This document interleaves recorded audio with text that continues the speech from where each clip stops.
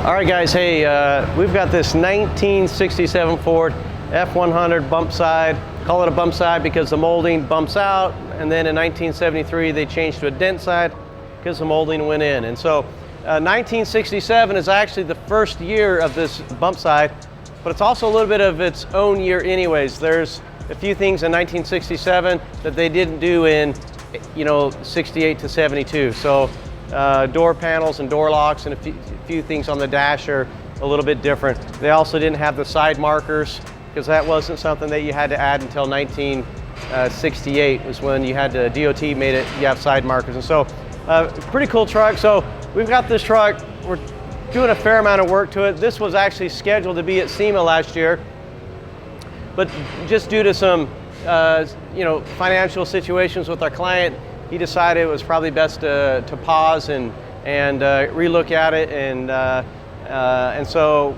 we're kind of back on it. So at the end of the day, it's got a full Porterbuilt suspension. It's a chassis that we worked with Nate Porter and helped with on the design and some things that we're doing with it, where you can buy it on airbags or coilover, a couple different heights, and complete 3/16 fully boxed chassis.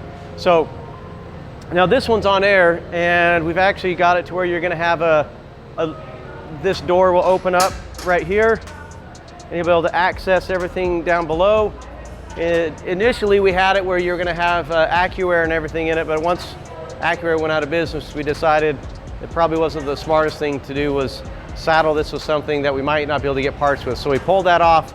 We're waiting for Airlift to show up. We became a dealer for Airlift, and we're going to put that on and install it. And we've used Airlift a couple times, and we've never had any issues with it. A little bit more plumbing is involved because they don't have the compressor in the tank, but an exceptional product. We're excited to be partnered up with them and to use their stuff. So a few details on this truck.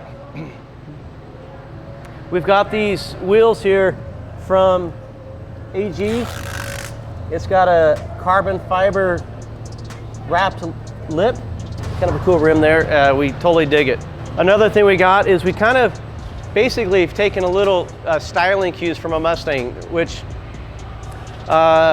Mustangs are cool, but I mostly like them for their motors. I like to rip them out after they get wrecked and put them in old classic pickup trucks because I think it's way cooler.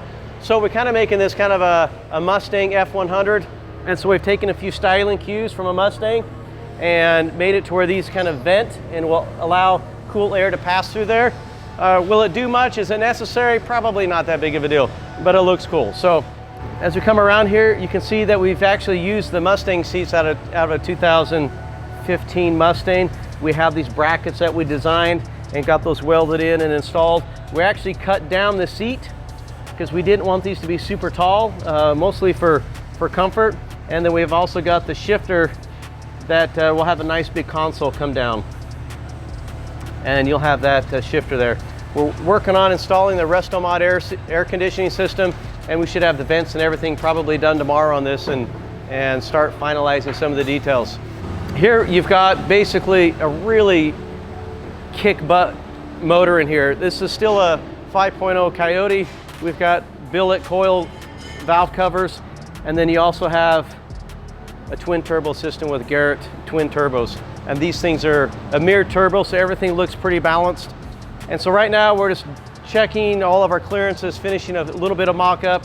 As we were building this for SEMA, we were in a hurry. And so now we're kind of being able to push pause on that and kind of relook at this and check a few things that may or may not have been perfect. We're kind of getting dialed in and giving this the little extra attention that this build needs in order to be right. So we're pretty excited about it. Andy, who's our shop foreman here, he's kind of the man behind the twin turbos and all this kind of stuff. And so Andy put all this together, and we actually did a video on how all this went together. It's out there, you can go watch it and look for it. So pretty cool setup. Jason here at the shop, he does a lot of our TIG welding on exhaust systems and headers right now, as Andy's busy making videos about how he has holes in his socks and those kinds of things. My socks. I think this one's got a the whole bottom's all ripped out of it. Socks are too darn expensive. The only thing pink on you is the bottom of your feet.